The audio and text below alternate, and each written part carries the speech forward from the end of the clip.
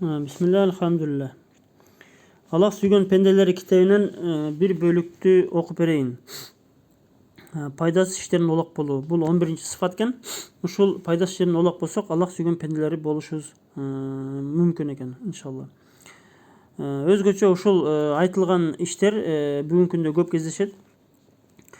Okup bereyim. Allah айтты, жана алар Рахмандын пенделери пайдасыз гыйбат ушак сөздүн жанынан өтсө, ага аралашпай урмат сыйын сактап өтөт. Фуркан 72 аят. Имам Куртуби айтат экен, ар кандай ушак пайдасыз сөз жана иштерге араб тилинде лагуф деп айтылат. Буга ыр музыка жана ушак окшош нерселер да кирет дейт. Соң аяттагы ага аралашпай урмат сыйын сактап өтөт деген тексти чечмелеп мындай деди. Мунун мааниси аны пайдасыз сөздөрдү четке кагып, разы болбой жүз үйрүп басып кетет.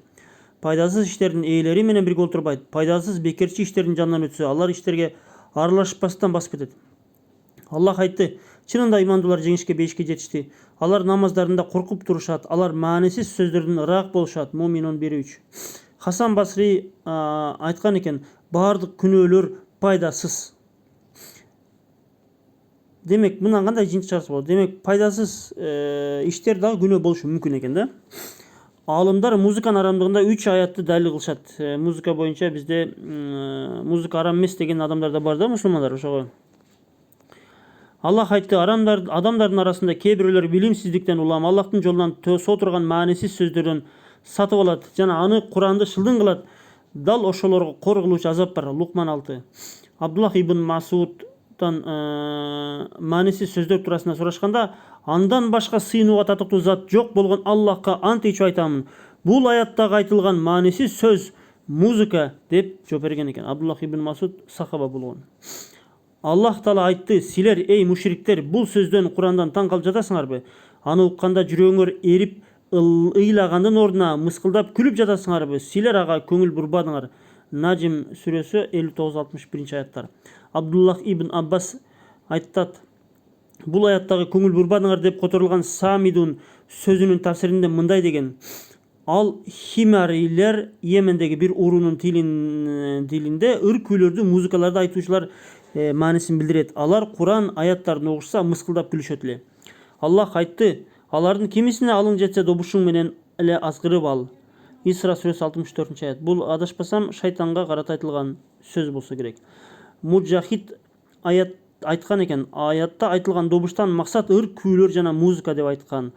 Алым ибн Кайым айткан экен, Аллахтын душманы каргышталган шайтандын илимсиз жөнөкөй адамдарга алдай турган ыкмаларын жана капилеттеги адамдардын жүрөгүн олжолой турган тузактардын бири ыр музыка, ышкыруу жана кол чабуулар. Ибн Кайым айтат, ыр музыка, ышкыруу жана кол чабуулар. 4 нерсе жаттап алгыла. Ошол 4 нерсе жактырылбайт экен динибизде. Бул ыр күйлөр жүрөктөрдү Курандан тосуп, аны бузуку иштерге түртөт. Ал шайтандын Кураны, ырайымды Аллахтан тосуучу калың дубал, бачабаз жана зынакерлерди азгыра турган калың дубал. Аны менен сойку ойношунан көздөгөн максатына жетет. Наалаттанган шайтан ыр күйлөрдүн жардамы менен адамдарды туура жолдон урат, ар түрдүү ыкмаларды иштетип, ыр күйлөрдү аларга чырайлуу көрсөтөт. Музыканын жакшылыгын далилдөө үчүн алардын көңүлдөрүнө шектенүүлөр чаралат. Жыйынтыгында адамдар шайтан азгырына азгырылып, музыканы адал санашат жана Курандан алысташат. Сен алардын музыканын уккандарын көргөнүңдө эле добуштар токтоп, аракеттер токтойт. Жүрөктөр ага толук байланат, ыр күнүн ичине чумкун кетет. Угуучулар мас адамдай титиреп, айланып кыз-текелердей назданышат. Ибн Кайым айтат, Аллахтын сөзүнө каршы келген мындай шайтандын күйлөрүнүн шариятта ондон артык аталышы бар. Оюн, күлкү, бекерпоздук, кол чабуу, зынага чакыруу, шайтандын Кураны жүрөктө экижүздүүлүктү өстүрүүчү, жаман добуш, адеп, ахлаксыз, шайтандын добушу, шайтандын ыр күү асбаптары капилеттик. Мынакей, шайтандын күйлөрүнө 10 түрлүү немелери аталышы бар экен да, 10 түрлүү. Мынакей, ошол жерде бекерпоздук, бекер сөздөр. Мынакей, анын ичине азыр дагы сүйлөп көпкө узарып кетет, ошого мен берин аталыштан бекерпоздук, бекер сөздөр. Бул дагы шайтандын бир куралдарынан экен да, бекерпоздук, бекер сөздөр. Өзгөчө Facebook'та, Вашта, көчөдө бир жерде бекер сөздөр, бекерпоздук. Бекерпоздук дагы өтө бизде ооруз болот азыр. Экинчи аталышы жалган пайдасыз сөздөр. Мына өтө көп жалган пайдасыз сөздөр өтө көп азыр. Батыл Батылдын тетириси акыйкаттын тетириси экен да. Ыр күйлөр туран эмне ал батыл айт. Ыр күйлөр батыл экен да кыскасы. Ыр күйлөр жөнүндө айтылып бир жерде улуу адамдар айткан экен, алымдар. Ышкыруу жана кол чобуу дагы жактырылбайт экен. Мынакей Алла Таала айтты, алардын Байтуллах ал-Харам алдындагы намаздары ышкырык жана кол чабуудан башка эмес эле. Мынакей. Ышкыруу жана кол чабуу, зынага чакыруу. Ыр күйлөр ушу зынага чакыруучу бир каражат экен да. Зынага чакырат экен. 7-нчи аталышы эки жүздүүлүктү өстүрүүчү дейт. Мынакей суу эгинде өстүргөнү сыяктуу ыр күү дагы жүрөктө эки жүздүүлүктү өстүрөт экен. Абдуллах ибн Масуд айтып атат, сахаба айтып атат. 8-нчи шайтандын Кураны дейт. Бул ыр күйлөрдүн ушу аталышы экен да, шайтандын Кураны экен.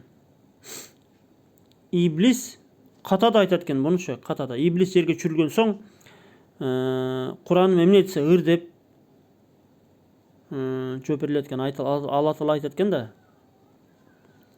9-нчы аталышы жаман добуш дейт. Аллахтын элчиси айтты дейт саллаллаху алейхи вассалам.